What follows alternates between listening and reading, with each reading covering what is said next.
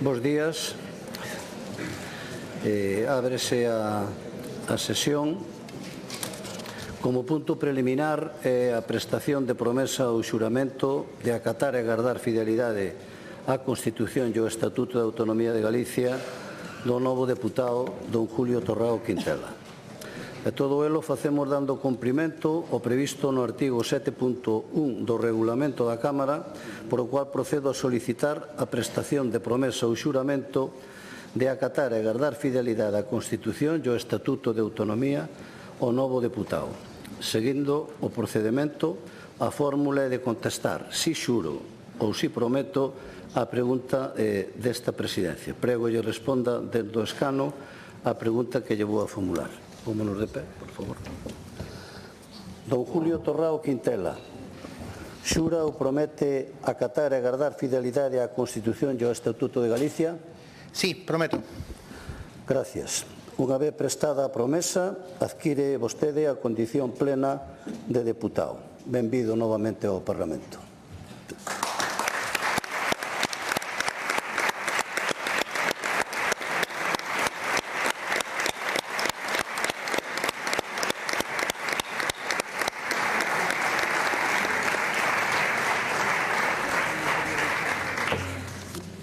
Continuamos coa orde do día.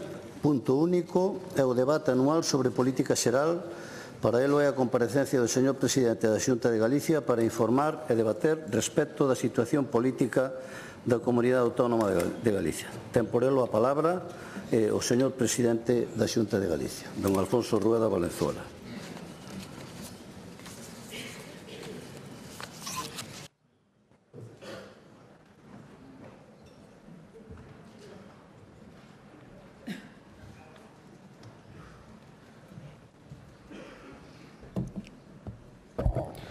Moitas gracias, señor presidente. Señoras e señores deputados do Grupo Popular, do Grupo do BNG, do Grupo Socialista e do Grupo Mixto, convidados presentes, medios de comunicación, galegos e galegas. Gracias a todos por acompañarnos hoxe. Se me permiten unha mención especial, tuve ocasión de facelo persoalmente, pero o portavoz do Partido Socialista polos duros momentos que lle tocou pasar a semana pasada. Señorías, hai 2 anos este Parlamento investiume como presidente de Galicia e o fixo para cumplir o mandato que formulou o noso pobo nas urnas. Adquirir compromisos está ao alcance de calquera, probablemente, pero para cumplilos é necesario algo máis, moito máis. É necesario ter principios, ter determinación e contar cun equipo que axude e acompañe en cada paso. Nun momento onde a política semella, para algúns, é certo, algo cada vez máis frívolo e falto de compromiso, eu veño aquí a reivindicar todo o contrario, a reivindicar a política sólida, a reivindicar a solidez que dá facer o que se promete, a solidez que dá gobernar para servir e non para estar solo no cargo ou para sobrevivir. A solidez que só se pode mostrar cando un sabe a quen se debe, cando sabemos a quen nos debemos. E eu teño claro que debémonos a Galicia por riba de todo, e a nosa forma de responder a esa confianza é afrontando os desafíos que ten a nosa terra. Sen medo, sen hipotecas e sen vacilacións. Superado hai uns días o ecuador desta legislatura, solicitei celebrar este debate de política xeral. Para que? Pois para facer balance dos logros que acadou Galicia ao longo deste tempo, para valorar o cumprimento dos compromisos adquiridos e para analizar os desafíos que temos por diante. Señorías, estas comparecencias de rendición de contas só se evitan cando non hai contas que render. Ou dito de outra maneira, as evitan quenes non queren rendir contas. Por iso, no noso país, en España, só se celebrou un debate do Estado-Nación en 8 anos. E por iso, en Galicia, celebramos esta sesión rigorosamente, igual que aprobamos os orzamentos todos os anos, salvo no caso do debate desta autonomía cando hai debate de investidura.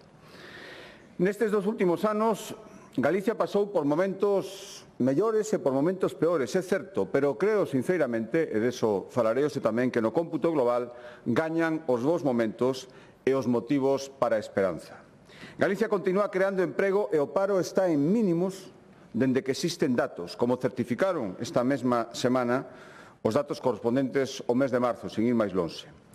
Os salarios están en máximos históricos, aínda que, por suposto, segue habendo moita marxen para que suban e terán que facelo da man do incremento da productividade para absorber a inflación, que tamén sigue medrando moito máis do que debería.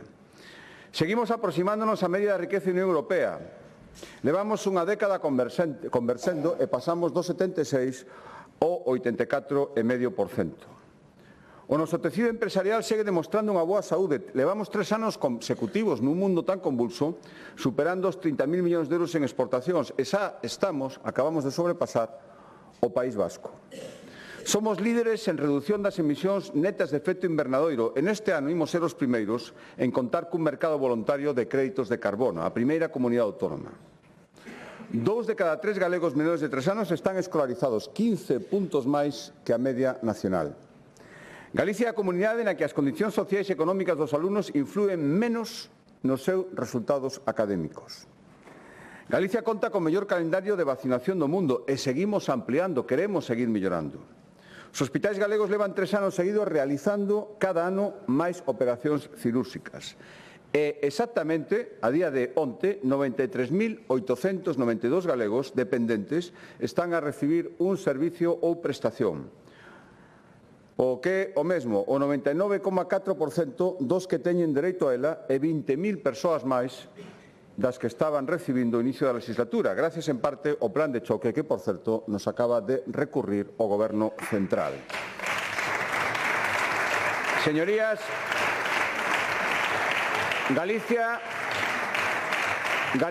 avanza e Galicia crece de xeito equitativo, sustentable e, o que é moi importante, con cohesión social. E, por suposto, o Goberno galego, como ya nos abriga, acompaña este crecemento cunha folla de ruta que foi aprobada democráticamente por unha maioría dos galegos, o programa electoral do partido que, despois de pedir a confianza, obtivo gañando as eleccións. 2 anos despois das eleccións autonómicas, o Goberno galego, a Xunta, cumpriu xa ou ten en marcha para a súa execución, quedan 2 anos, máis do 85% das medidas ás que nos comprometemos para este período de 4 anos. A palabra para nós segue tendo valor, moitísimo valor. Facemos exactamente, e cumprimos con nosa obriga, o que votaron as galegas e galegos. E, por suposto,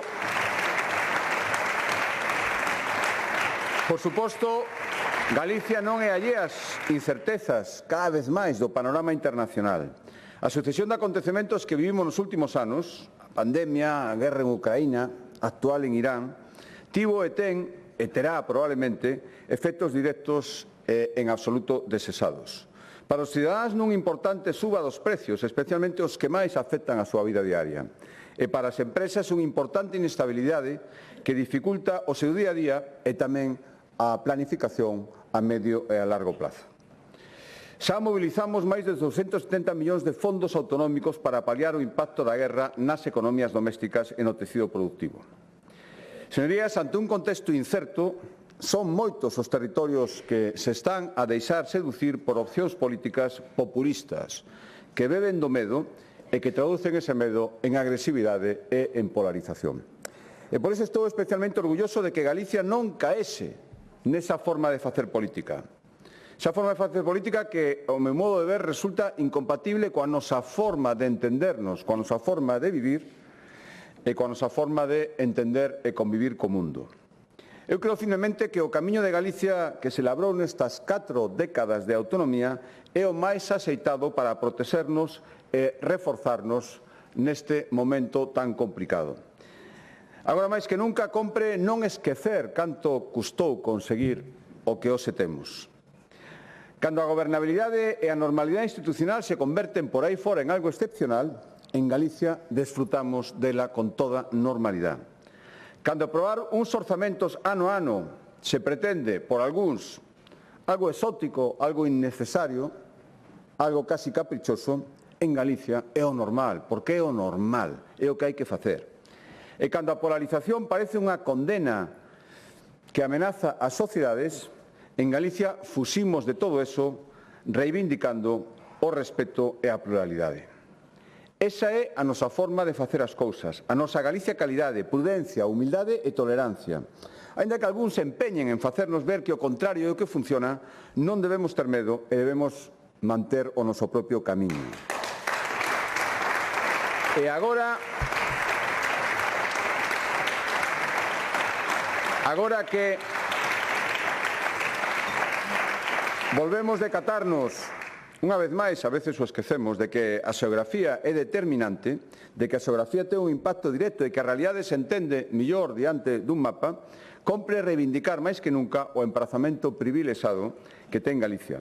Somos o mellor balcón atlántico, unha ponte entre o vello e o novo continente, non só en termos físicos, que tamén en termos humanos. A palabra Galicia significa moito para millóns de persoas nos 5 continentes.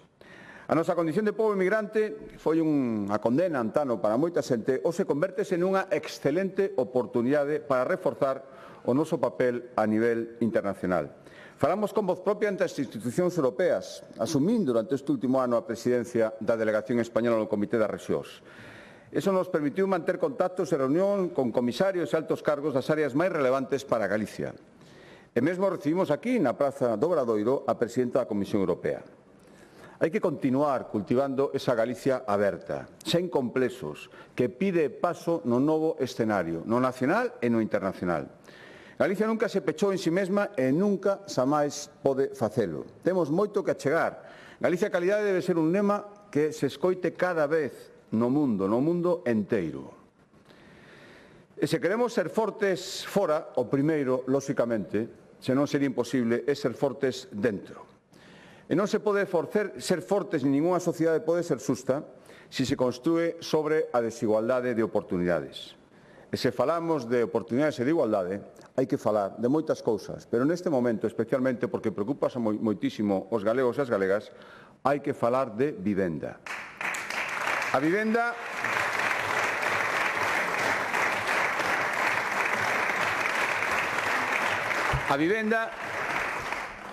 creo que a estas alturas está claro, é un obxectivo constante e irrenunciable para o goberno galego nestes 4 anos. Un eixo político absolutamente prioritario.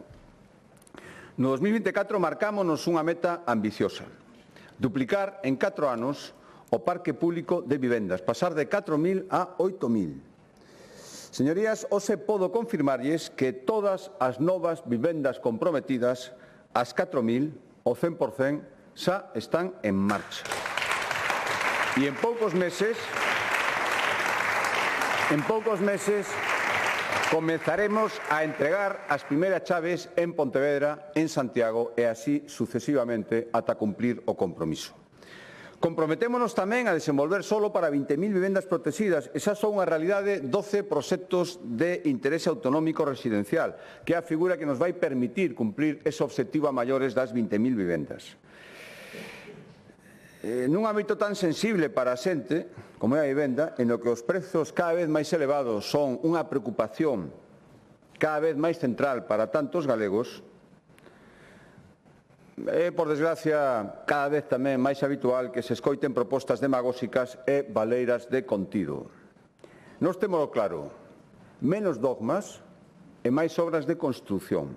Por qué? Porque os dogmas levan a situacións como as que estamos vendo, a que desapareza en menos dun ano máis da metade da oferta de inmobles en alugueiro, como está sucedendo na única zona de Galicia, na única cidade, que a día de hoxe está declarada, porque así o quiso, como zona tensionada.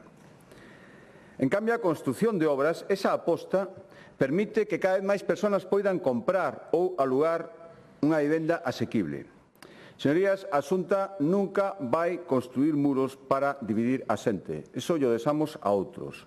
Nós imos construílos para sustentar vivendas que as persoas poidan habitar. E, por suposto, hai que traballar no eixo da vivenda en moitos máis frontes para mitigar esta crisis. Menos impostos, falaremos tamén, menos burocracia, máis axudas para reformas, especialmente no rural, máis propostas novidosas, atrevidas, valientes, para poñer en valor espazos desaproveitados, máis medidas para que os edificios inacabados, os locais comerciais en desuso poidan ter unha segunda vida e unha oportunidade para moita xente. Eu creo que estamos avanzando na boa dirección, na da vivenda de calidade. E agradezo, ademais, a colaboración de moitos concellos de todas as cores políticas, non só do Partido Popular, que están a implicarse coa Xunta para conseguir este obxectivo. Obxectivo común que é dignificar e prestixiar a vivenda protexida. Construir vecindarios agradables, vivibles, acolledores e con todos os servizos de calidade, para que toda a xente que vive neles faga vida de barrio, vida de cidade, vida de vila nos que están, os encha de vida. Por iso, como decía, hai que seguir dando pasos. E quero anunciar dúas decisións que queremos adoptar orientadas a que as vivendas que estamos a construir sexan aínda máis accesibles para máis persoas, para as persoas traballadoras, para moitas persoas que a día de hoxe, no mercado actual, moitas veces ben complicado o acceso a unha vivenda, aínda que teñan un soldo digno, pero non dabondo para poder comprala no mercado libre. Recordarán que en 2025 incrementamos ao teito máximo de renda para acceder a unha vivenda pública. Tamén que reservamos para as persoas de menos de 36 anos o 25% dos pisos de protección pública en venda e o 40% dos que se ofrecían en alugueiro. Hai que dar un paso máis. E sobre esta base tomamos, como decía, dúas decisións. A primeira, imos volver a elevar o limiar o límite máximo de renda, ata 4 veces o IPREN. Isto como se traduce na práctica, en que, por exemplo, unha parella que teña un fillo e que ata agora tiña un límite de 2.250 euros brutos mensuais en 14 pagas, e a partir de non podía acceder á vivenda, agora se eleva ese límite ata o 3.500 euros para que poidan acceder máis persoas á vivenda. E se falamos de familias numerosas, o teito elévase aínda máis, ata 4,5 veces o IPREN. Por exemplo, un fogar con 2 proxenitores e 3 fillos pode hacer unha vivenda protexida cun novo limiar máis alto, 4.150 euros brutos mensuais de ingresos. Esta é a primeira decisión, que se pode traspasar a moitísimos exemplos e todos darán máis posibilidades para acceder a vivendas a persoas que ata agora non o podían facer. A segunda decisión, reservar o 30% das vivendas públicas en venda para persoas de entre 36 e 45 anos, porque temos detectados que son os que máis dificultades están tendo para acceder a este tipo de vivenda. E darlle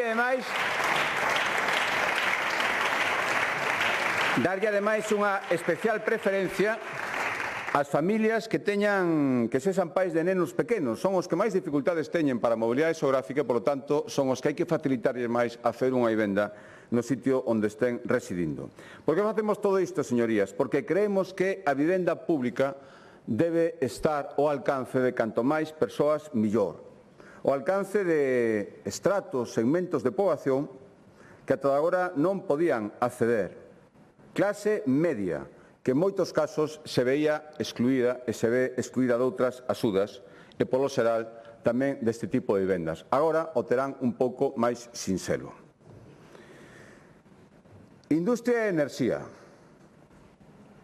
Fundamental tamén para o noso presente e o noso futuro. O mes pasado a Comisión Europea presentou unha lei de aceleración industrial que parte dunha certeza, que Europa necesita apostar pola industria, apostar decididamente para manter e reforzar o seu peso internacional cada vez máis ameazado.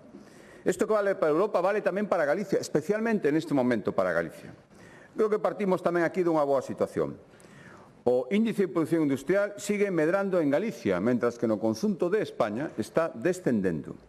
O emprego industrial está en máximos en Galicia dende o ano 2010.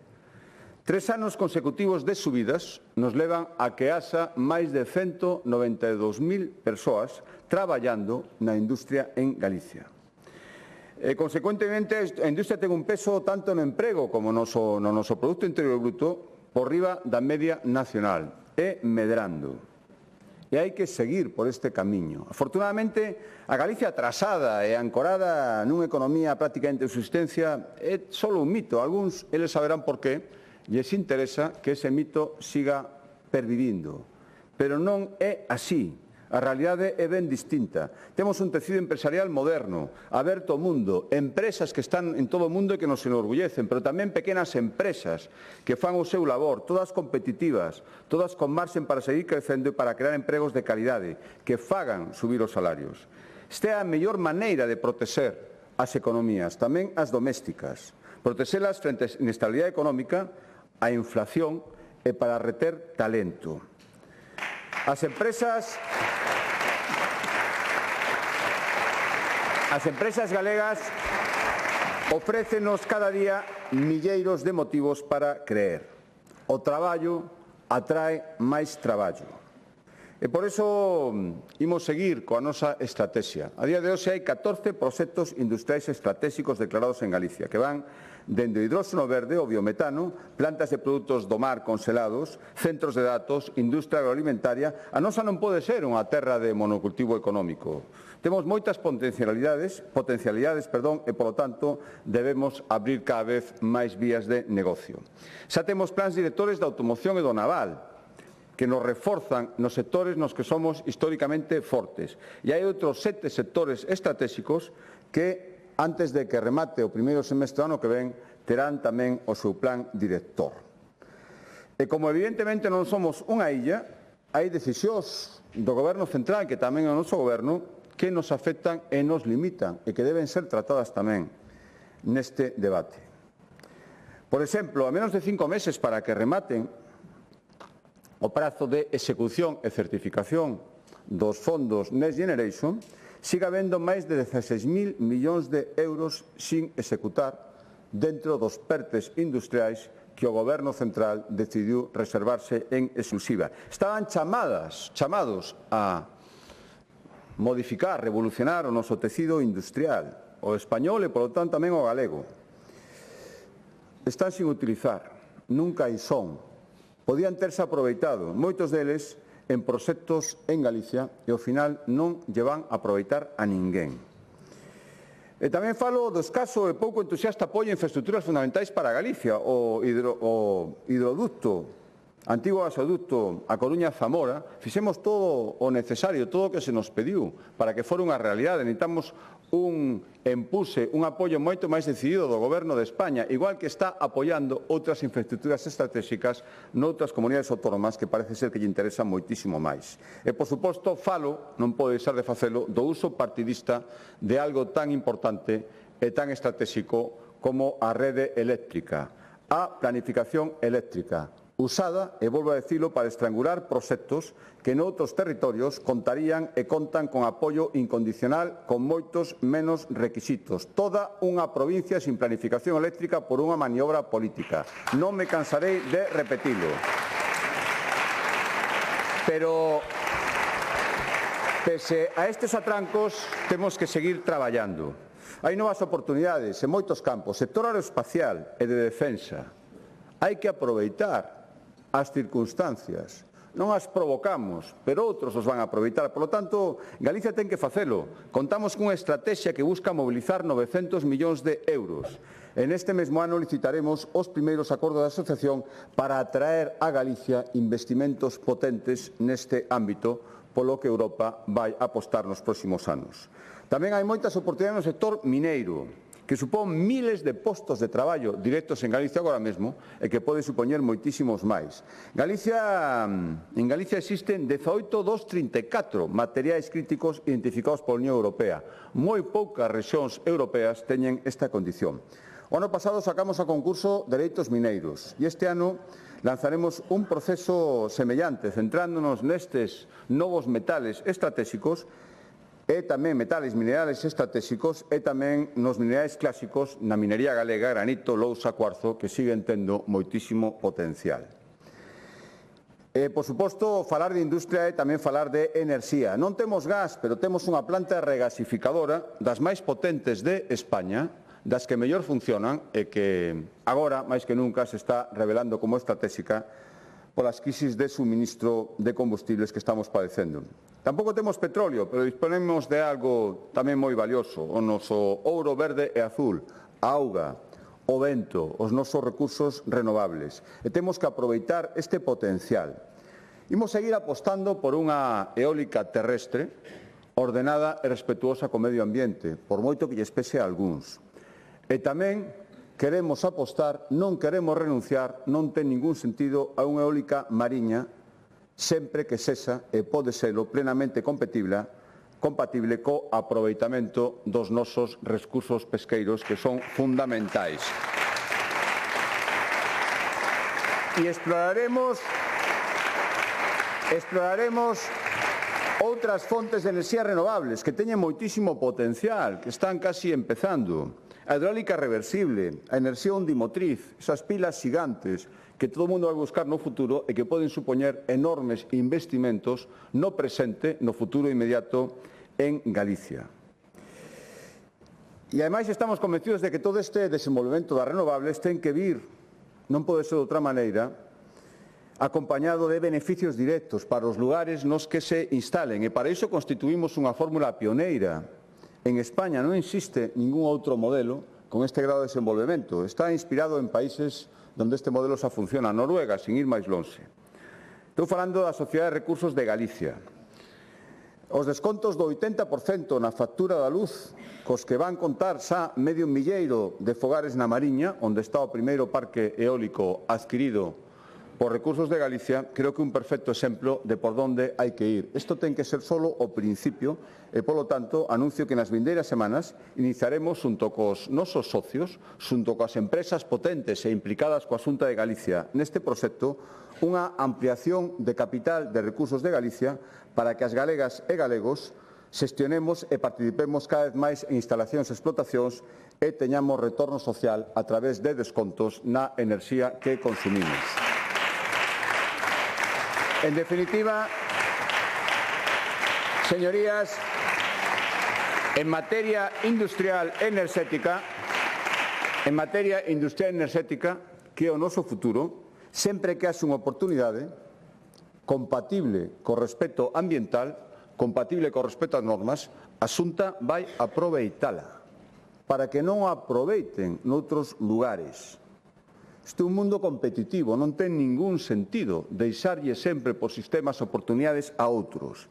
Sempre que se habla unha posibilidade intentaremos convencer os investidores para que veñan a Galicia. Decides que aquí terán as máximas garantías. Seremos rigurosos, pero tamén os ampararemos si cumplen.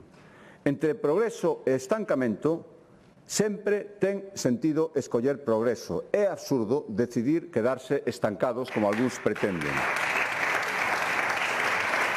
A preservación ambiental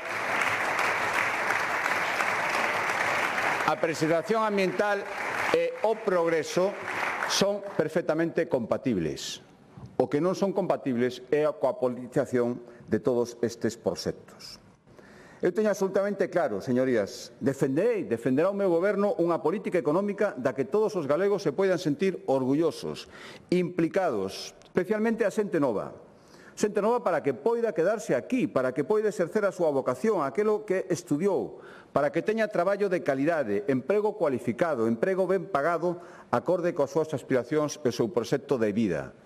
E así hai que facer as cousas, e o demais son demagoxias, e o demais é non querer entender a realidade.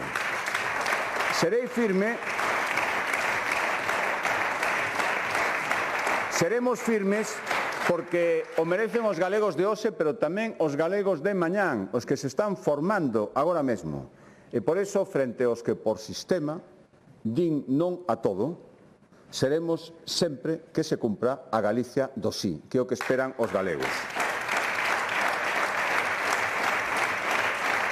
O noso sector primario, señorías, tamén é fundamental. O mar se identifica coa esencia mesma do que somos. A pesca, o marisqueo, a acuicultura e a transformación dos produtos do noso mar son un pilar da nosa economía. É certo que os temporais dos últimos meses supuseron unha drástica baixada na salinidade das augas e, como consecuencia, as poboacións de marisco sufriron moitísimo. Por iso autorizamos recentemente no Consello da Xunta unha inserción de casi 23 millóns de euros para que os que realmente saben, que son os que salen todos os días a mariscar, a traballar no mar, teñan todo o apoio necesario para a recuperación e regeneración do seu medio de vida. Recuperar as rías, como estamos a facer, por exemplo, na Coruña e Pontevedra, non é poñer unha tirita sobre unha ferida puntual, non, é moitísimo máis que eso, é reforzarnos para que o marisqueo, a pesca, siga sendo unha clave no noso futuro. E para iso combateremos tamén a intención do Goberno, non disimulada nin siquiera, de cambiar pola porta atrás o Regulamento Xeral de Costas. Este movimento non só está a crear unha enorme inseguridade xurídica, é que unha deslealdade despois da sentencia do Tribunal Constitucional e está a poñer en risco o desenvolvemento e os proxectos a futuro dun sector clave para Galicia. A acuicultura, sin ir máis lonxe, pero non só, 5.000 traballadores que agora mesmo poden ver comprometidos as súas expectativas de futuro. En o que queda da legislatura seguiremos impulsando a renovación da frota e loitando por un marco financiero comunitario que permita seguir apoiando a pesca, permita seguir reemplazando os barcos antigos por outros máis modernos, seguros e eficientes no uso de combustibles. E, por suposto, este apoio ao mar abarca a toda a extensa cadena de valor dos produtos do mar, que rematan en industria transformadora e conserveira, as máis potentes de Europa, e, polo tanto, tamén seguiremos colaborando con eles. E, por suposto, como continúa preocupándonos e moito cada vez máis o descenso sostido no consumo do peixe, volvemos a mandar unha mensaxe ao Goberno central e lembrarlle que aínda non é tarde, é certo que cada vez máis, pero aínda estamos a tempo para rebaixar o IBE dos produtos do mar, que é unha das mellores políticas de saúde pública e tamén política económica, alo menos para Galicia. O merecemos e o demandamos.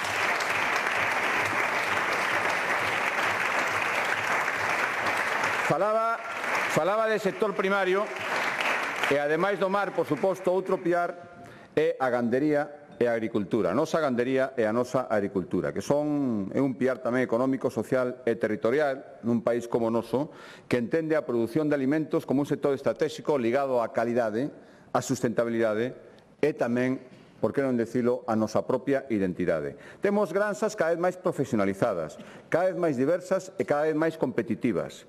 Viviron nos últimos anos unha intensísima modernización, un relevo xeracional sin perder a súa identidade e as súas raíces. Milleiros de explotacións agrícolas e gandeiras en Galicia sosteñen emprego, fixan poboación e contribuyen a un desenvolvemento equilibrado no que o rural non é periferia, é cada vez máis centro de oportunidades. Pechamos 2025 cun récord de produción leiteira. Por primeira vez, 3 de cada 4 litros se transforman xa en Galicia, non fora, deixan aquí ese valor engadido. E o vacún de carne, especialmente, e a carne en xeral, está en cifras de facturación nunca antes vistas. Unha ollada a todo isto permite optimismo, pero en ningún caso relaxación nin euforia. Son moitas as ameazas que temos agora mesmo. Estamos vendo o risco, xa está aquí, de baixada xeralizada dos precios do leite en orixen. Hai que seguir traballando para evitalo e para atenuar ese impacto, incluindo, se é necesario, onte o decía a consellera de Medio Rural, poñer a situación en mans da Comisión Galega de Competencia e abrir expedientes si se detectan incumprimentos e seremos inflexibles na inspección e na denuncia se procede.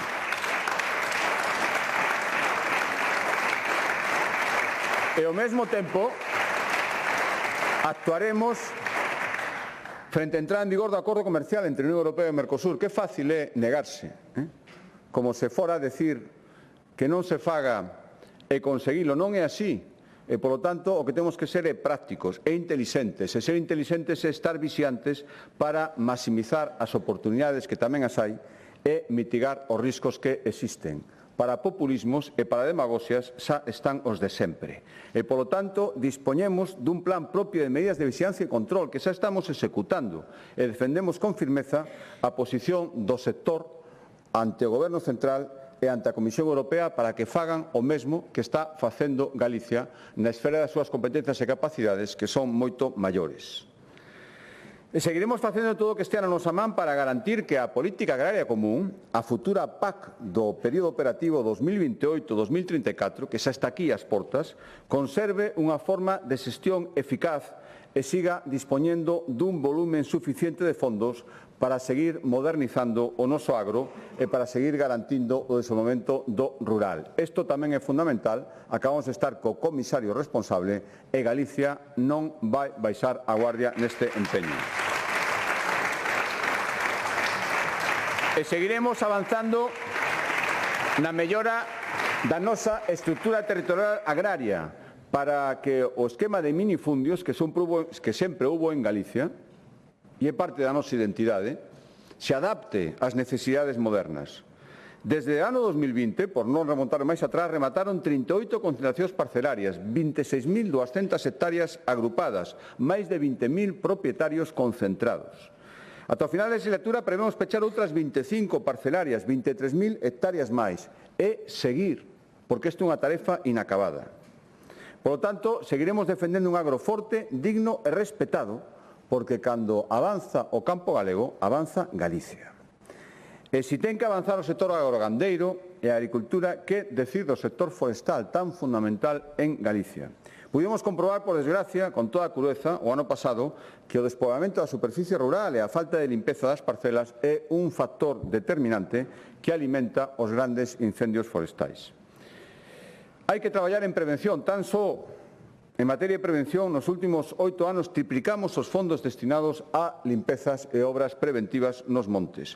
Multiplicamos por 5 o número de hectáreas de monte ordenadas e incrementamos nun 50% a superficie de frondosas. Hai que seguir por este camiño. A día de hoxe se están en marcha os compromisos adquiridos neste mesmo Parlamento no pasado mes de setembro na miña comparecencia despois dos incendios de agosto. Xa están habilitados da man dos concellos un reforzo da xestión das faixas secundarias. En 3 meses están adheridos tantos concellos como nos 6 anos anteriores, casi 300 dos 313. Agardo que sexan todos, e se non é así, agardo que os que non se adhiran asuman as súas propias responsabilidades. Regulouse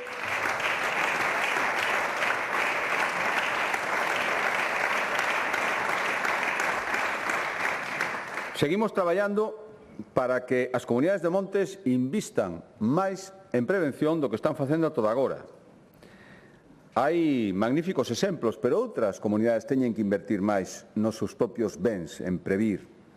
Elimináronse trabas burocráticas ao aproveitamento forestal e estemos en plena contratación de 4 novos medios aéreos que se engadirán ao forte dispositivo que xa traballou o ano pasado. Xa están pagadas, por certo, todas as axudas para a reconstrucción de vivendas, negocios, infraestructuras medioambientais e resoltas xa 700 solicitudes de explotacións agrandeiras e forestais, 7,5 millóns de euros. Seguimos, por suposto, agardando a que o Goberno Central faga a súa parte. Isto é unha tarefa conxunta. Así mo dixo o presidente do Goberno cando nos visitou en plena vaga de lumes en Ourense. Pediña a creación dunha base de unidade militar de emerxencias en territorio galego. Nada soubemos dende entón, absolutamente nada. Tamén espero que non se teña que repetir, o galla que non, un verán como pasado para que o Goberno Central volva a acordarse dese pacto de Estado que foi o eixo central da súa comparecencia. Ese día en Ourense, contra o cambio climático, cero avances, ningunha conversación, ningún contacto máis, aparte de ese día en Ourense. Hai un par de semanas presentamos ante o Consello Forestal un Pladiga, un plan contra incendios que contempla actuar sobre un 70% máis de superficie que o ano pasado a nivel preventivo, limpeza, e incorporar máis efectivos, 170 a maiores dos que xa había o ano pasado, ademais de duplicar a unidade de extinción que imos dedicar a actuar nos incendios máis complexos, nos grandes incendios que se están vendo en toda España nos últimos anos. Señorías, o tema do emprego tamén ten que ser un tema fundamental. Galicia crece e, polo tanto, o paro está en mínimos de 2 décadas, dende que hai datos. A poboación activa ocupada sigue en crecemento, hai máis asalariados que nunca e máis xente con contrato indefinido. Hai que acompañar e consolidar esta evolución e, polo tanto, hai que facer unha política de emprego axustada ás necesidades reais. o que piden as empresas, os autónomos e os traballadores. En formación seguiremos insistindo nas microcredenciais, que é a fórmula que se demostra frente aos planes tradicionais que funciona. Formación rápida, inmediata, a que demandan as empresas e os traballadores.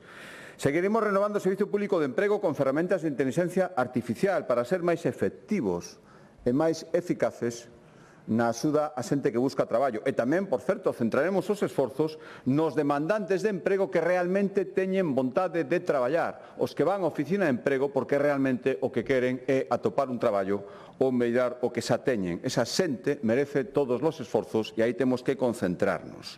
E, por suposto, seguiremos garantindo os apoios para que se sigan contratando os colectivos con maiores dificultades de inserción laboral. E haberá que seguir recoñecendo o enorme mérito de todos os autónomos. Temos unhas maiores porcentaxes de autónomos de toda España.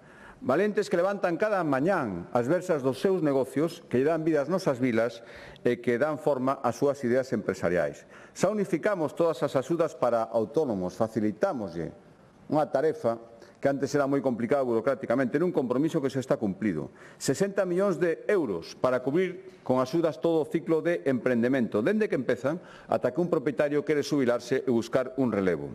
E incorporamos tamén novidades para fomentar o emprendemento no rural. Os polos de emprendemento espallados por toda Galicia están atendendo cada vez máis proxectos.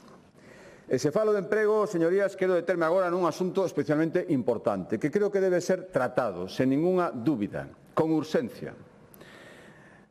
Aproveitamos os 2 primeiros anos desta legislatura para ir delineando unha liña de traballo fundamental que agora vai empezar a executarse. Estou falando da situación e os efectos das baixas laborais. É un problema moi serio. Está lastrando a productividade en toda España e especialmente en Galicia.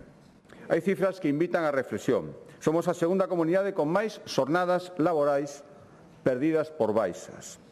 Somos a segunda comunidade con máis duración media das baixas, que superan de promedio os 60 días. As baixas laborais supuseron que Galicia perdese máis de 2.200 millóns de euros, que tanto como decir o 3% do noso Produto Interior Bruto. Cada día, por motivo das baixas, non traballan en Galicia 70.000 persoas. É evidente, ninguén o pon en dúbida, por suposto, que existen circunstancias e razóns nas que, insisto, sin ninguna dúbida, unha traballadora ou un traballador deben estar de baixa e teñen que permanecer así ata que se recupere. Pero non estaría cumprindo con miña obriga se pasara por alto que, tal e como demostran as cifras, o crecemento das incapacidades laborais en Galicia é un problema estrutural de primeira magnitude. E non estaría cumprindo a miña obriga se non fora consciente de que hai moita marxen de mellora en todos os ámbitos, tamén na Administración, tamén na Xunta de Galicia, por suposto. O noso deber é garantir que estea de baixa quen realmente deba estalo e que volva a traballar en canto este en condicións todas as persoas que deban facelo. Xa pusemos, decía que aproveitamos estes 2 anos para facer moitas cousas e agora pisaremos o acelerador. Xa está en marcha, xa se aplicou un programa de revisión. Controlamos 130.000 baixas e resultou dese control 30.200 persoas que non debían estar nesa situación e, polo tanto, foron dadas de alta. Pois ben, agora, como decía, pisamos o acelerador. Nas vindeiras semanas presentaremos un programa integral de abordaxe das baixas laborais. O seu núcleo central vai ser a creación de unidades especializadas para a atención e control das baixas por doenzas muscoesqueléticas e de psiquiatría menor, que son estatísticamente as máis frecuentes. Estas unidades especializadas van servir de apoio aos médicos de atención primaria que xestionan as baixas. Imos reforzar o papel das mutuas na revisión das incapacidades temporais. Cando este en vigor este programa e cando unha mutua realice unha proposta de alta suficientemente justificada, a Inspección Sanitaria vai ratificar e acordar ese alta. E só, se existen dúbidas, a Inspección citará ao traballador para poder valoralo e tomar a decisión axeitada. E, ademais, en lugar de que as mutuas teñan que solicitar, como pasa agora, unha por unha, cada proba ou tratamento dos pacientes aos que atenden, vaise tramitar unha autorización global para facer o seu labor o máis áxil, o máis eficaz e o máis rápido posible. Por suposto,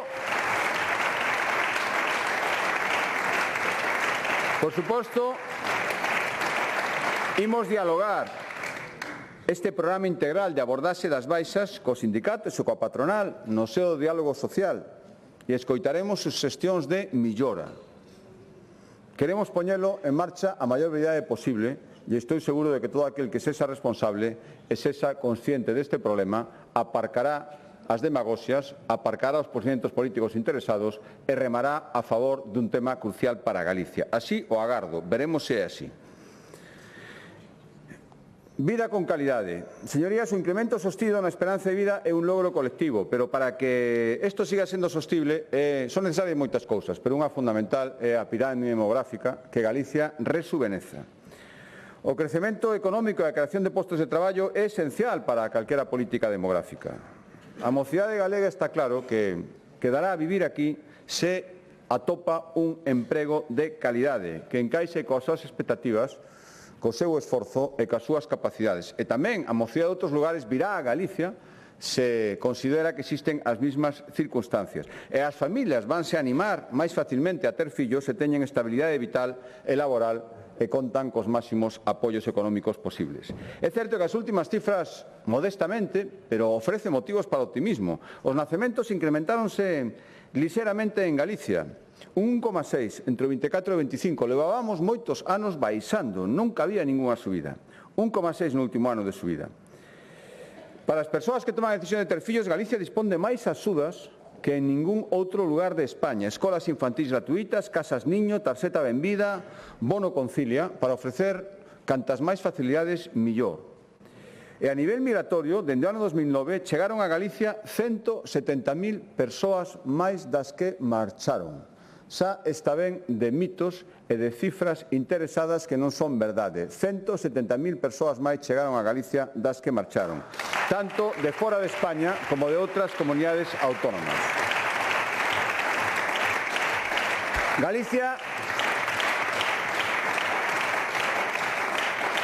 está a converter cada vez máis en unha terra receptora de moitas persoas, de moitos acentos distintos e, salvo contadísimas excepcións, isto non está supoñendo ningún problema de convivencia, antes todo o contrario. Non somos unha terra acolledora e igual que nos acolleron cando tivemos que emigrar, agora debemos facer o mesmo.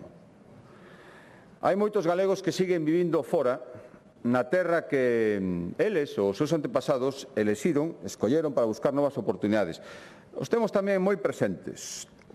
Cultivar e reforzar ese vínculo é fundamental, é unha posibilidade, un privilexio que nos pode dar moitas oportunidades. Queremos que nunca deixen de sentirse como que son galegos que viven fora, galegos que sempre van ter abertas as portas da súa terra, se algún momento queren volver e aínda que non se plantexen esa posibilidade.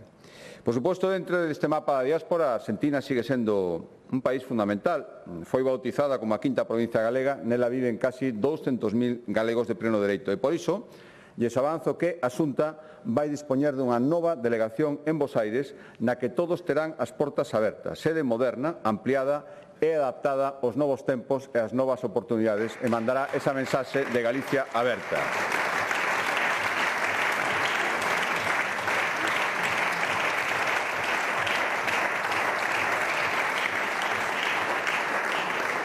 Educación, outro aspecto fundamental. Aí está o futuro. Vivir con calidade significa que cada galego ou galega sexa o que queira ser, sen límites nin barreiras.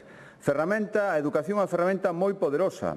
Galicia converteuse na primeira comunidade en garantir a gratuidade de todas as etapas do ensino, dende que comenzamos na escola infantil ata que cada un sale co seu título de graduado na universidade ou na FP.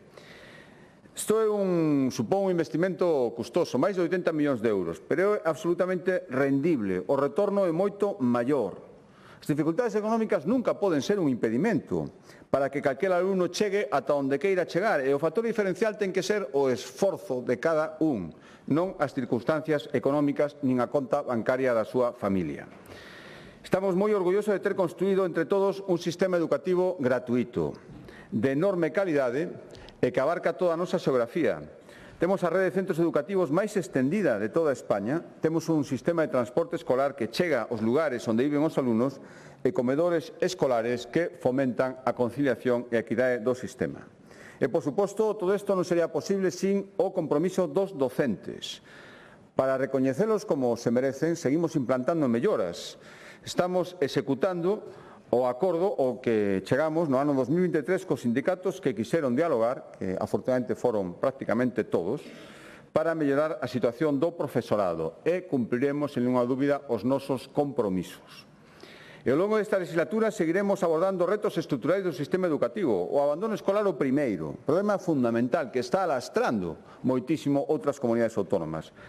Temos mirado moito. Dende o ano 2009 reducimos do 25, casi o 26%, o 10% a cifra de abandono escolar. Hai que seguir millorando, non estamos satisfeitos. Hai que ofrecer opcións formativas personalizadas a mozos e mozas de 18 a 24 anos, a población inmigrante, para que se poidan reenganchar os que abandonaron ou non abandonen os que están pensando en facelo. Esta mesma semana no Consello da Xunta de Galicia demos paso nese sentido e o seguiremos dando. Outro reto é a convivencia escolar. O dixen no meu discurso de investidura, me parece un tema fundamental que moitas familias teñen que sufrir en silencio, por suposto, moitos alumnos e alumnas. En Galicia non caben, en ningún caso e baixo ninguna circunstancia, os abusóns. Tolerancia cero cara ao acoso escolar e a violencia. Fixemos moitas cousas nestes anos, puntos laranxa para denunciar os abusos, actualizamos o protocolo contra a violencia, plan de benestar digital, equipos de actuación formados por docentes formados especificamente. E hai que seguir. Eu estou convencido de que unhas aulas seguras, unhas aulas sustas e unhas aulas en paz pasan por moitas cousas, pero unha fundamental é que o profesorado teña autoridade e que esta autoridade se lle recoñeza e se lle dignifique.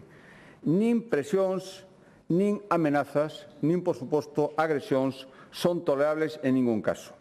Por lo tanto, en Galicia comenzaremos a aplicar sancións contra todas aquelas conductas que atenten contra a dignidade e a autoridade do persoal docente, que son o piar fundamental do noso sistema educativo e, como tal, deben ser recoñecidos e protegidos.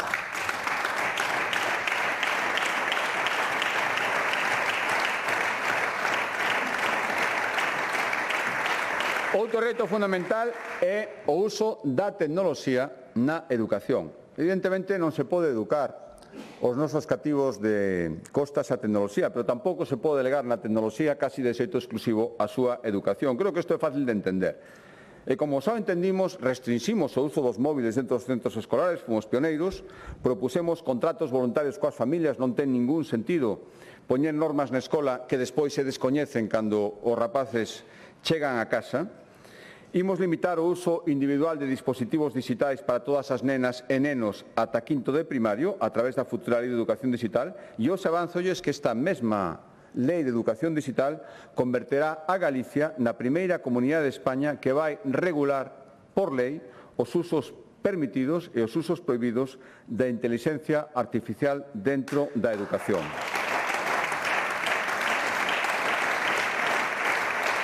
E para que imos facelo? Pois para crear material educativo personalizado e como apoio dentro das aulas. As novas tecnoloxías, a inteligencia artificial, permite moitísimas posibilidades. E tamén para que imos regular todo isto a través dunha lei? Pois para impedir que os sistemas de inteligencia artificial suplan a supervisión humana. A IA pode servir como apoio, pero xamais pode reemplazar o criterio último das persoas, dos docentes.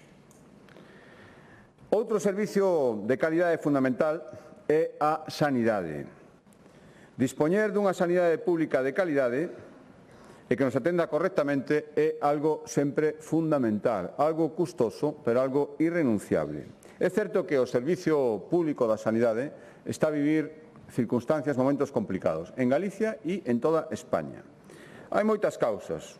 Unha das fundamentais é, sen dúbida, a acuciante falta de médicos, especialmente en determinadas especialidades, recoñecido por todos os gobernos, incluído o goberno central, que se pon de perfil porque pensa que lle afecta moitísimo a menos. É certo tamén que hai unha sensación de frustración entre os profesionais, que é comprensible, pero ante a que é importante saber as causas para solucionalo, e tamén os responsables. O Goberno Central está a promulgar un estatuto marco que provocou unha folga que pensa que non lle afecta, que lle afecta ás comunidades autónomas a través da suspensión de procesos asistenciais. Ten niveis de seguimento por riba do 20%, 200.000 operacións, probas e consultas suspendidas en Galicia por unha folga contra o Goberno Central. Cal está sendo a súa reacción? Poñerse de perfil, pretender que todo é un problema das comunidades autónomas, que non lles concerne, e, polo tanto, non facer nada para solucionalo. Quero deixalo claro. Nós defendemos que se dote aos médicos a nivel nacional dun marco xurídico específico que recoñeza as singularidades da súa profesión, pero non podemos facelo e, polo tanto, demandamos ao Goberno Central que o faga canto antes e que sexa consciente de que se suspenden operacións en Galicia, eles tamén están afectados. Esta folga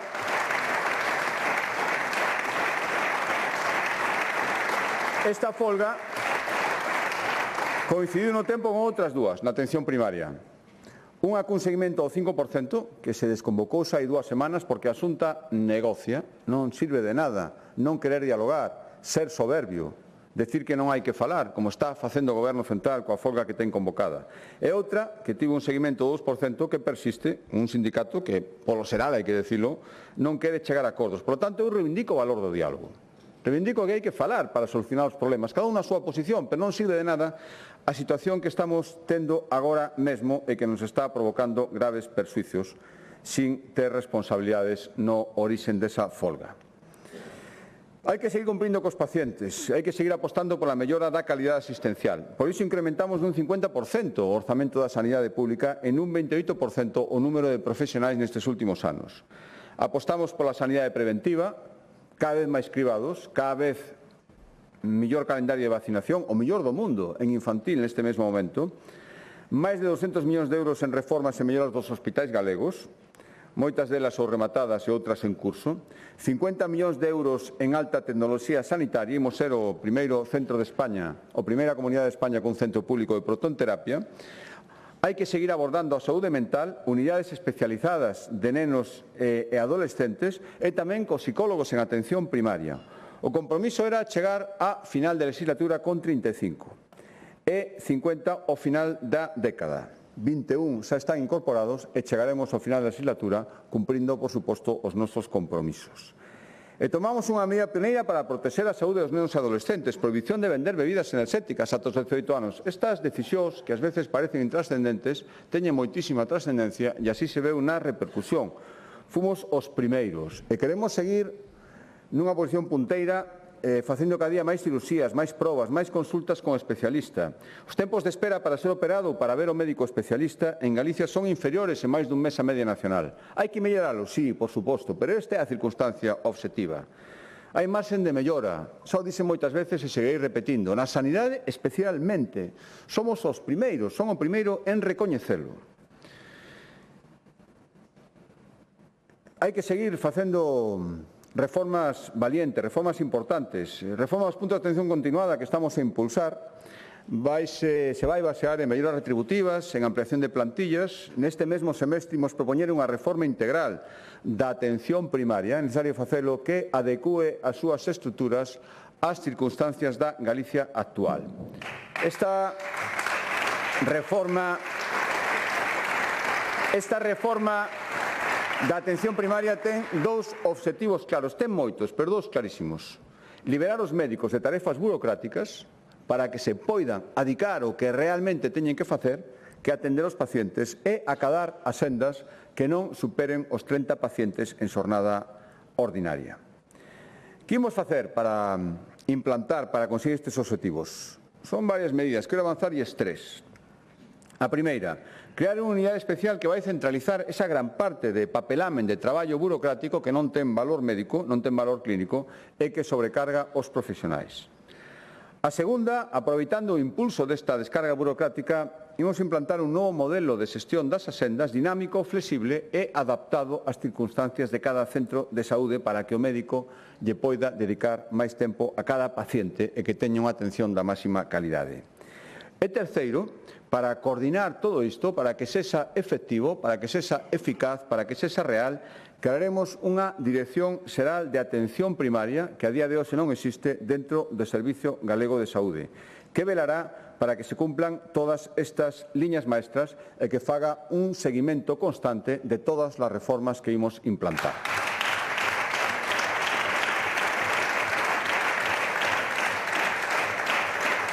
Señorías, volvo a insistir unha vez máis e non será a última en que a sanidade pública necesita melloras. Por eso as estamos implantando.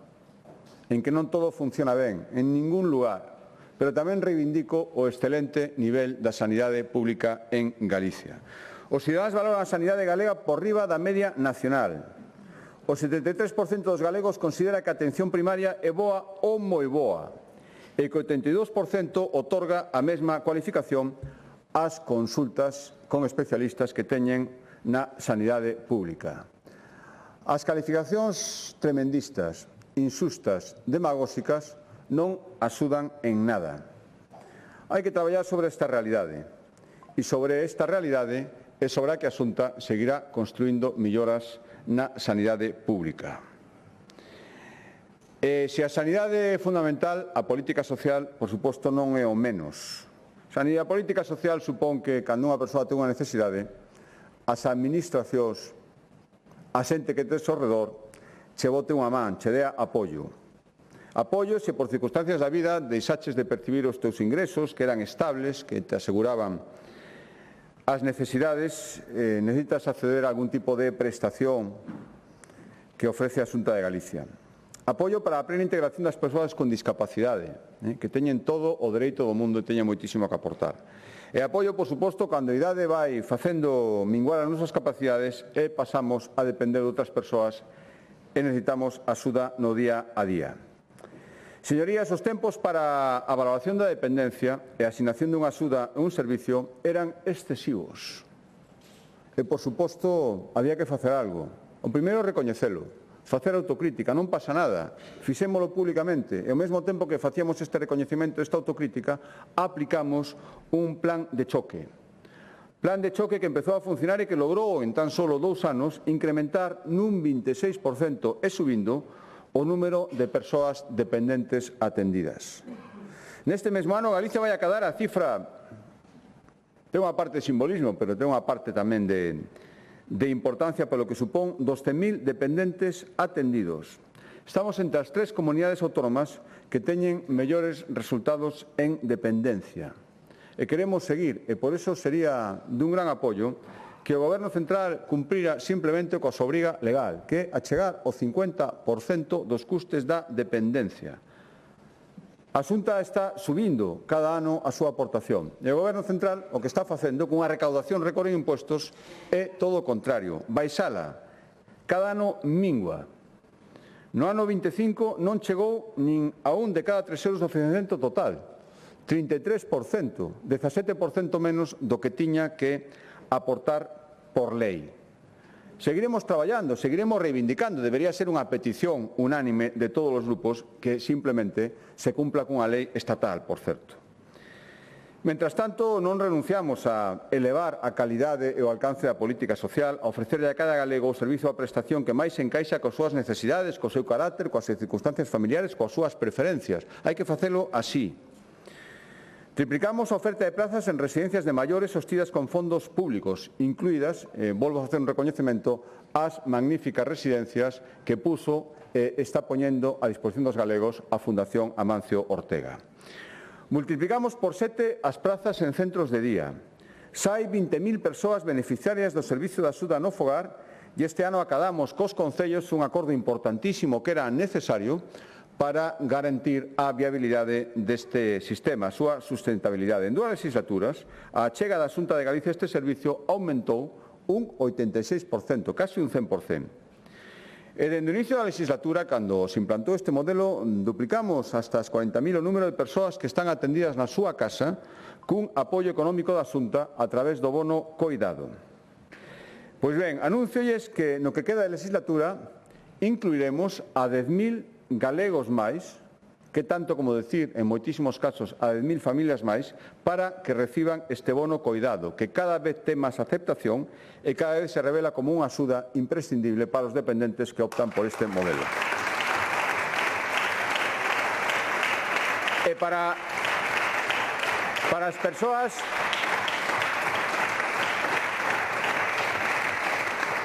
as persoas que necesitan, que demandan unha atención especializada nunha residencia, neste primeiro semestre culminaremos a primeira fase do plan de residencias de centros de día, que vai supoñer abrir en Galicia 24 centros máis. E inmediatamente despois, xa viñemos traballando nestes meses anteriores, faremos públicos os emprazamentos para a segunda fase do plan, comprometido tamén na miña investidura, para que existan outras 24 residencias de maiores en toda Galicia e que se licitarán no ano 2027. E así posibilitar que Galicia vai a contar nesta legislatura en 4 anos con 3.500 novas prazas de maiores impulsadas con fondos públicos, operativas ou en camiño de selo, en camiño de ser unha realidade.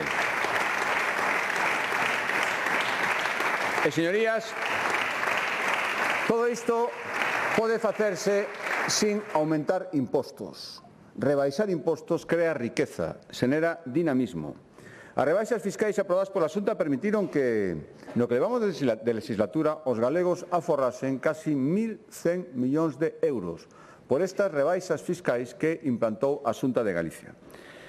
Hai que seguir e, polo tanto, avánzolles, anuncio unha nova bonificación. A partir do ano que ven, bonificaremos o 100% do imposto de actos xurídicos documentados para as vivendas protegidas. Este é un tributo que paga o promotor e o comprador, o promotor mentre está construindo e o comprador cando adquire a vivenda. Ata agora, por exemplo, a vivenda protegida de 90 a 100 metros de superficie pagaba ata 15.000 euros por este imposto. Agora pasarán a pagar cero. Para que? Para favorecer a colaboración público-privada e para que se construya máis vivenda protegida.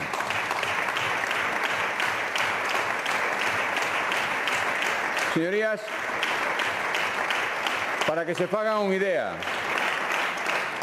dende o ano 2009 a Xunta baixou os impostos 138 veces.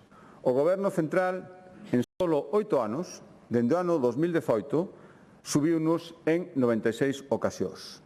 Este non é o camiño de Galicia. Se poden baixar impostos e se poden ter bons resultados orzamentarios. Claro, para iso fai falta ter orzamento. Pechamos os 2 exercicios orzamentarios últimos sin déficit. Somos a 4ª comunidade autónoma de réximen común con menos débeda. Executamos prácticamente o 100% dos nosos orzamentos, dos 2 últimos orzamentos desta legislatura. Somos a comunidade autónoma que máis inviste en obra pública. E todo isto gracias a quen? A quen move o día a día da Administración, os empregados públicos, que fan unha xestión responsable e gracias ao que demostran día a día, a ese enorme compromiso da institución da que forman parte, todo isto é posible. Por iso, nas vindeiras semanas aprobaremos unha nova oferta de emprego público da Administración Xeral que un ano máis vai esgotar a taxa de reposición e contará con máis de 800 prazas.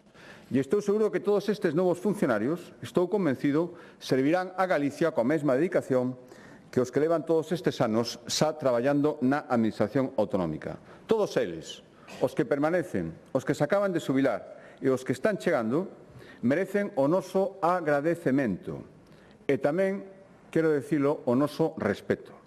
Ante as descualificacións, ante as acusacións que reciben cando o seu criterio técnico non coincide cos intereses políticos de algún, eu reivindico e afirmo que seguiremos protexendo, dignificando e poñéndos en valor.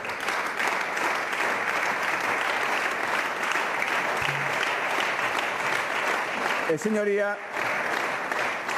seguiremos prosperando con calidade e para iso hai que seguir apostando polo I+D+I, polo I+G+I galego. Estamos investindo cada ano 1.000 millóns de euros en innovación. Crecemos o doble de ritmo en innovación que a media de España. Este é un pilar importantísimo, estrutural do noso crecemento, non só público, senón tamén privado das empresas. O sistema galego de ciencia está medrando sobre unha base sólida, que se compón, o primeiro, fundamental, do talento, do moitísimo talento dos investigadores en Galicia e dunha planificación estable e sólida no tempo que lles dá seguridade e estabilidade. A Xunta está apoiando unha trintena de investigadores de vanguarda a través do programa Opportunius. Conseguimos unha factoría europea de inteligencia artificial recentemente que supón un investimento de 80 millóns de euros, centrado no ámbito da saúde. Estamos apostando tamén pola tecnoloxía cuántica, coa liña de comunicación máis longa de España, co novo gran ordenador cuántico que vai funcionar este mesmo ano e lideramos un val europeo de innovación especializada en tecnoloxía cuántica. Por lo tanto, o I+G+I con selo galego non queda atrapado, non pode quedar entre as 4 paredes dun laboratorio, senón que procura a transferencia do coñecemento, que é o que realmente aporta valor engadido e utilidade de investigación. Este vai ser o obxectivo prioritario da nova Fundación Galtia, que está destinada á captación de talento científico de alto nivel. Xa está constituída, en este mesmo ano lanzará a primeira convocatoria para captar investigadores. Señorías, quería falar tamén de turismo. En 2025 Galicia aproximouse a cifras impensables. 9 millóns de visitantes, prácticamente, faltou moi pouco, un 7,3% máis que o ano anterior, que esa fora unha cifra espectacular, pero o importante é que crecemos non só en número de visitantes, isto non é o máis importante, sendo significativo. Crecemos en rendibilidade, en sustentabilidade, visitantes cada vez mellor repartidos no territorio, mellor repartidos nos meses do ano, e tamén en convivencia. Non me vou cansar de repetilo. Quen veña a Galicia a coñecernos, quen veña a Galicia a respetarnos, sempre será benvido. E volvo a chamar a atención sobre tipos de mensaxes perigosos que pode que en algún destino turístico estean xa a causar destinos perxudiciais. En Galicia todo o mundo é benvido, non nos molesta ninguén que veña a coñecernos con respeto, con respeto. Temos por diante un ano histórico, o ano 27, unha enorme oportunidade. Investimos ao longo destes últimos anos casi 100 millóns de euros en prepararnos, mellorar infraestructuras turísticas, especialmente ao longo do camiño, seguridade viaria para os peregrinos, acollemento en xeral. É a nosa marca de identidade, unha ocasión única para que todo o mundo mire a Galicia. Por iso queremos que o Ano Santo sexa un acontecemento non illado, non un acontecemento dun ano, sino o mellor acelerador de transformación e mellora turística. Esta é a finalidade que busca, por exemplo, o programa O Teu Xacobeo, que mobilizou e vai seguir mobilizando a toda hora 15 millóns en aterrizar o Xacobeo nos 313 concellos galegos, que todo o mundo se sinta partícipe. E tamén estamos traballando para captar para o Xacobeo 2027 fondos en patrocinio. Queremos, como mínimo, doblar a cantidade do último Xacobeo, o Xacobeo 21-22. É posible. Estamos facendo o traballo necesario, mesmo con antelación e con planificación, pero para isto, volvo a decir, é necesario algo fundamental que o Goberno Central actúe. Estamos a 9 meses. Estamos recibindo moitísimos proxectos que se interesan pola financiación que poden ter do Xacobeo. Tanto proxectos que buscan financiación como patrocinadores que ofrecen. E, por lo tanto, non ten ningún sentido que a día de hoxe sigamos sin ter xa acordado polo Goberno de España os beneficios fiscais para as empresas que se comprometan co Xacobeo. Tantas veces prometido e non feito. Estou seguro de que isto non sucedería con algunha comunidade autónoma que todos temos na cabeza. E ademais do Camiño de Santiago, agardo que teñamos moi boas noticias no eido turístico e económico en próximas datas. Temos a 3 bens declarados Patrimonio da Humanidade. Este pode ser o ano no que se lle una a Ribeira Sacra. Quero, con independencia do resultado, agradecer a todos os profesionais que, dende ámbitos moi diversos, estiveron e están facendo todo o posible para que este obxectivo, este soño, se converta en realidade. Se o conseguimos, Galicia sairá gañando sin ninguna dúbida.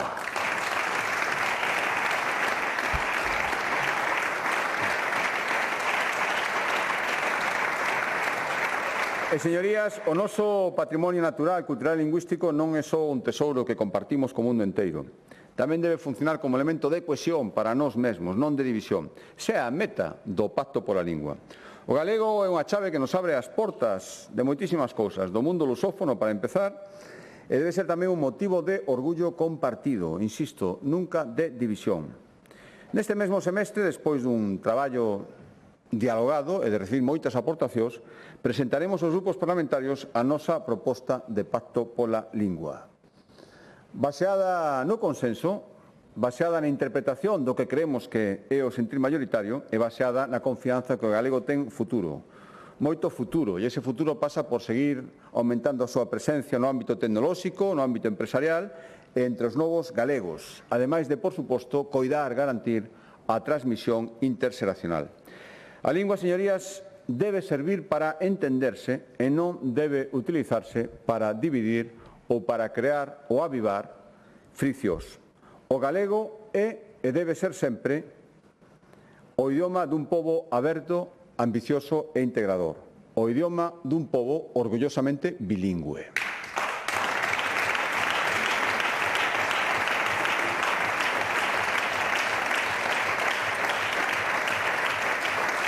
E hai que seguir avanzando na consolidación das infraestructuras, nas que dependen da Xunta, esas as primeiras, a nosa primeira obriga, e nas que dependen do Goberno central.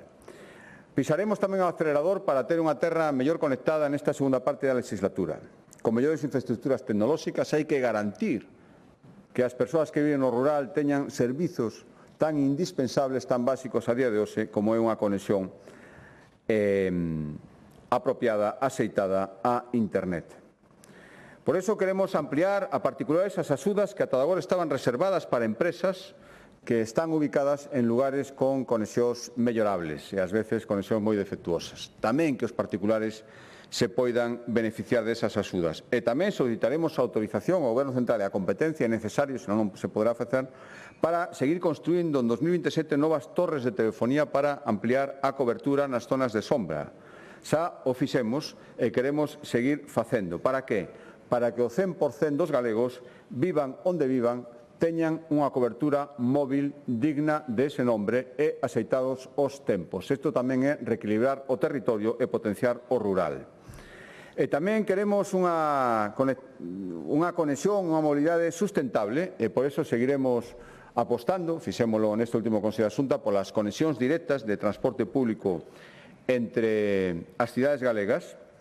Seguiremos apostando polo autobús gratuito para galegas e galegos de menos de 21 anos ou de máis de 65. Neste momento hai 270.000 persoas nestas dúas franxas beneficiándose. Tamén seguiremos apostando polas mellores conexiones en infraestructuras hidráulicas para seguir avanzando en algo tan importante como unha xestión responsable da auga, que, a pesar do que vimos destes últimos meses, non é, ni moito menos, un recurso infinito. En 2025 investimos 110 millóns de euros en saneamento e abastecemento e o 80% das masas de auga que son competencia autonómica están en moi bo estado ou en bo estado, 24 puntos por riba da media nacional. E hai que seguir mellorando as infraestructuras viarias. Neste ano van comenzar obras moi importantes e vertebradoras. Ampliación da autoestrada da Costa da Morte, último tramo da autovía Lugo-Sarria. Licitaremos a redacción do proxecto da variante Viveiro. Tamén estará listo o tramo a Tarramallosa, autovía Santiago Estrada. E no ano que ven estará rematado un novo tramo da autovía Tulla Guardia e estará completa a autovía Brión-Noia, además de seguir traballando no desdoblamento da autovía do Salnés. Ao rematar todas estas obras e outras tamén que estamos facendo de menor entidade, 9 de cada 10 galegos vivirán a menos de 15 minutos dunha vía de altas prestacións. Mentras,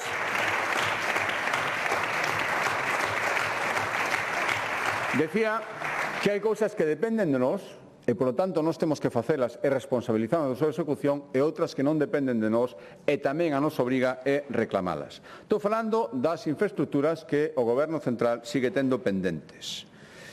Non son só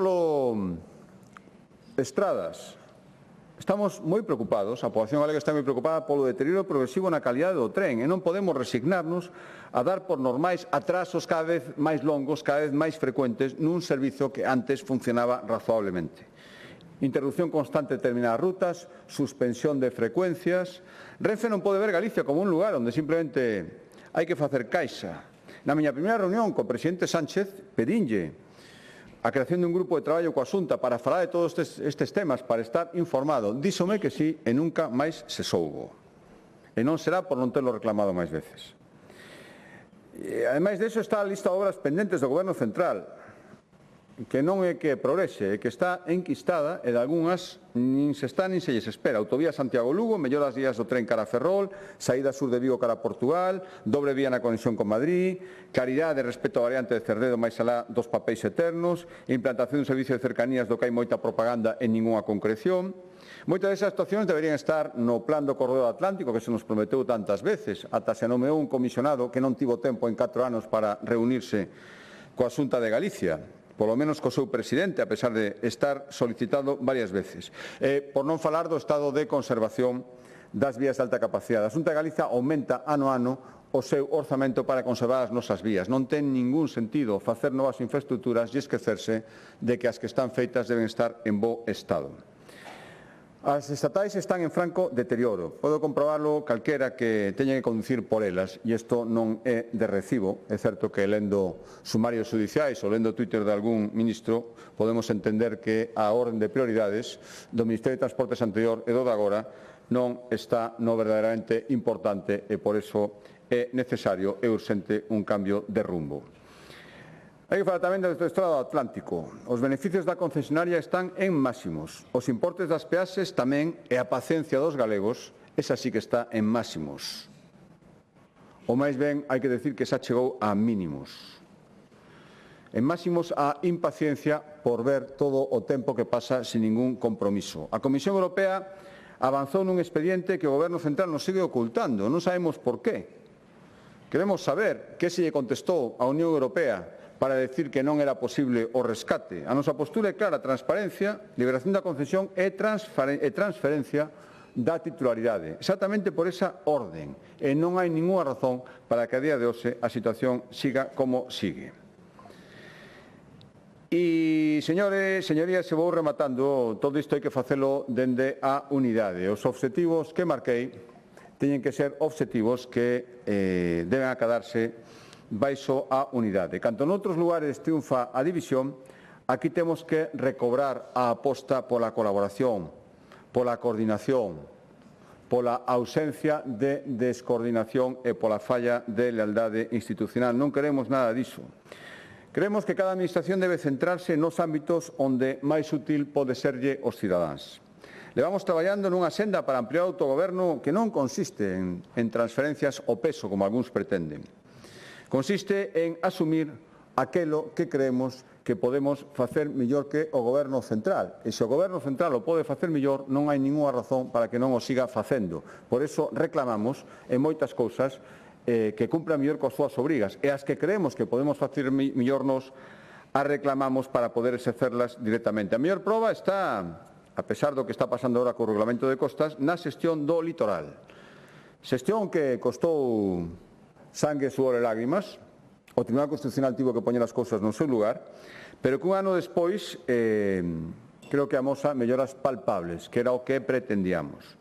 Xa emitimos máis de 1.100 autorizacións, informes e concesións cunha agilidade moi superior, hai que decilo, á etapa anterior e en estreita coordinación cos que están no litoral e cos que viven no e do litoral.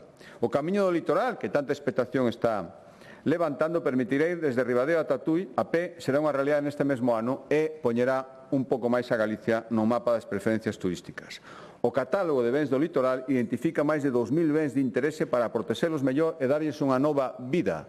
Hai cousas que non se poden tocar, pero outras que sí, non había ningunha razón para decir que todo era intocable e todo debía permanecer en estado de abandono. Hai que vivir na costa e da costa respetando, como se fixo sempre en Galicia, ao contrario que en outros sitios, pero non se pode ter posturas maximalistas que a nada levaban.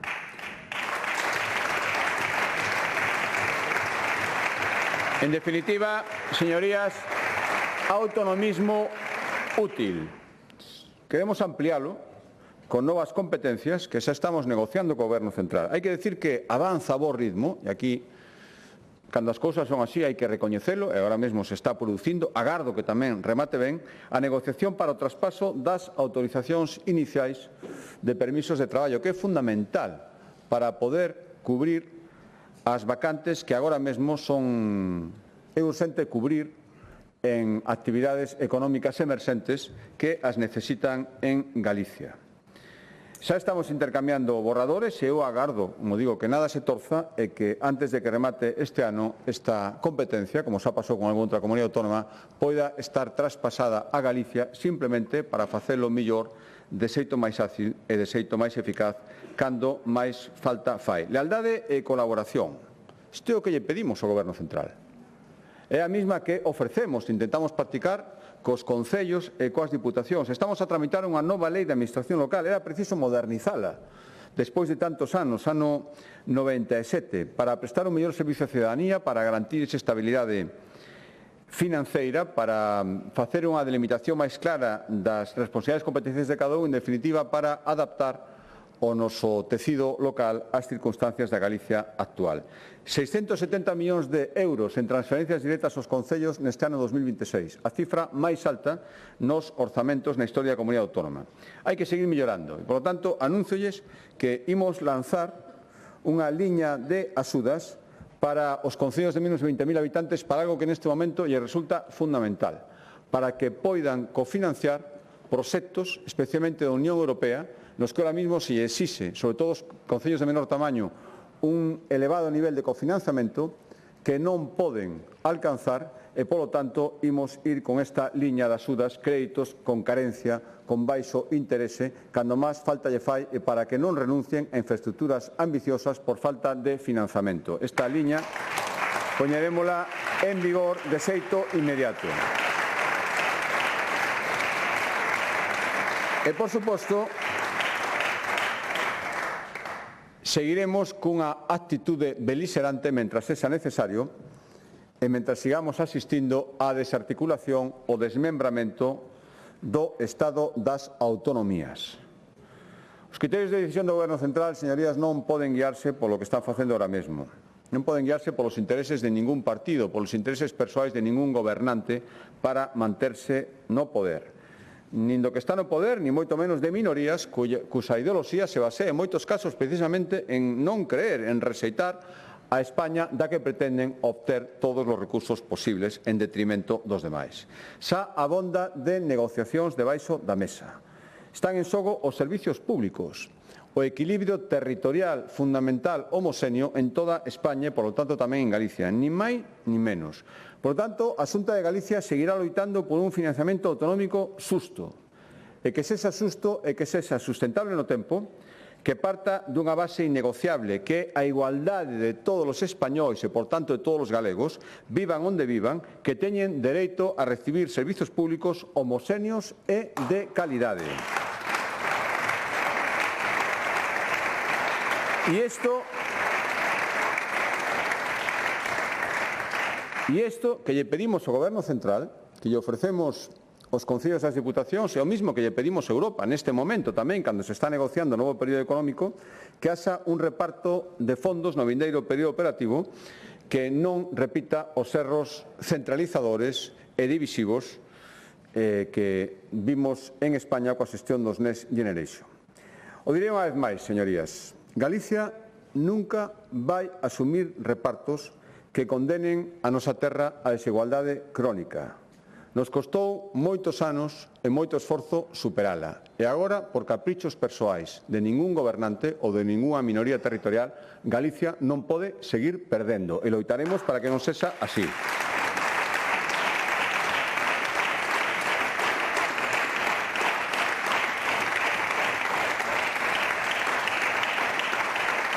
Como les decía, señorías, nun mundo tan polarizado, tan enfrentado por intereses de algúns, gaña quen permanece unido, quen mantén a calma, a estabilidade e a normalidade institucional. Algúns lle chaman ser previsible, eu lle chamaría ser eficaz, ser normal, ser como é a xente.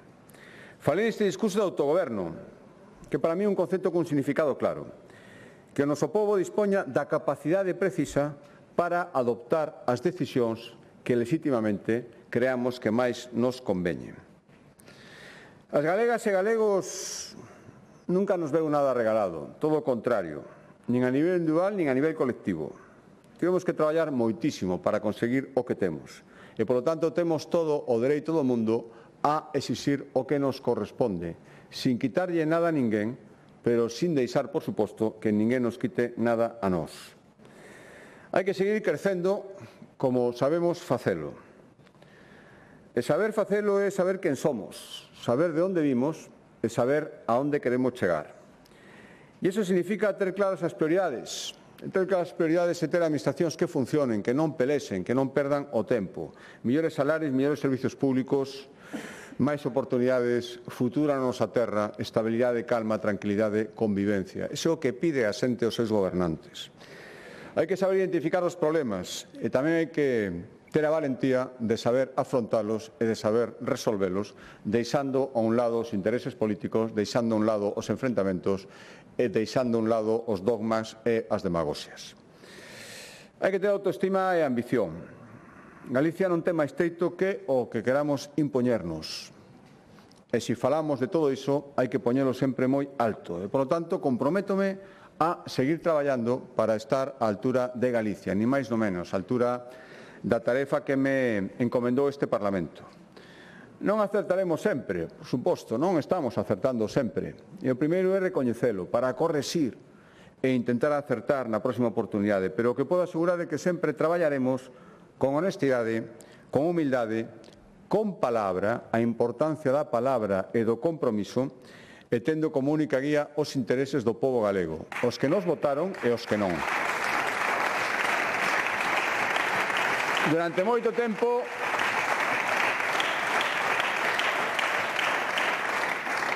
tempo Galicia Calidade foi unha marca que identificaba os nosos produtos e funcionou ben. Ahora ten que ser moitísimo máis, ten que ser unha marca que identifique o noso estilo de vida e que defina como queremos que nos vexan desde fora, como queremos que vexan a Galicia, como queremos sentirnos orgullosos de ser galegos en todo o mundo. Queremos que en Galicia se viva cada vez mellor, ese é o obxectivo de calquer goberno. E para iso é imprescindible unha educación que iguale oportunidades, unha vivenda que sexa accesible, unha sanidade e uns servicios sociais que atendan ás necesidades de quen máis o precisa por todo o territorio, unhas infraestructuras modernas, un sector primario forte e unha industria competitiva. Estas son as prioridades da xente e, polo tanto, estas son as nosas obrigas. Hai 2 anos, Galicia escolleu, por unha maioría absoluta, unidade, estabilidade e responsabilidade. Galicia escolleu solucións e respostas. Escolleu mirar o futuro con confianza e tamén nos encomendou a responsabilidade de non defraudales. E para iso, tanto eu como o meu goberno vai seguir traballando porque queremos pechar unha década que mereza ser resumida en 2 palabras que cada vez máis xente vai entender. Galicia, calidade. Máis nada e moitas gracias.